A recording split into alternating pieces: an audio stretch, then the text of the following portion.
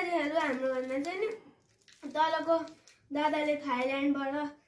chocolate भएको रहेछ अनि ठुलमम्मीले चाहिँ हामीलाई पनि पठाइदिनु भएको रहेछ के रहेछ हेरौँ त तिमीले के खाएको त्यो के खाएको फर्क्यो यो त देखो दुईटा त यस्तो यो त ट्याट्ट पड्काउने बम जस्तो खऱ्यो दुईटा चाहिँ एउटा देऊ न अनि त्यो चाहिँ जेली रहेछ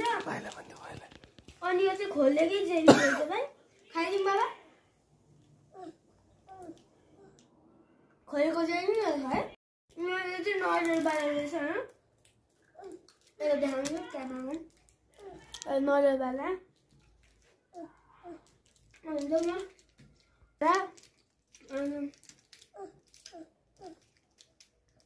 म यो फ्लेभरको अनि त्यस्तो चाहिँ अर्को छ होला फ्रुटी फ्लेभर यो फ्लेभरको अनि यो भनेर राखेको छ मैले अनि यो चकलेट चाहिँ नि के भन्छ अरे त्यो एउटा पड्का जस्तै हुन्छ त अनि त्यो खोल्नुपर्छ यस्तै हान्दा चाहिँ पड्किन्छ क्या के खाएको त्यो तलको चकलेट हो यस्तरी हाना त बेबी यस्तरी पड्किन्छ क्या यस्तै ब्राउन पड्किन्छ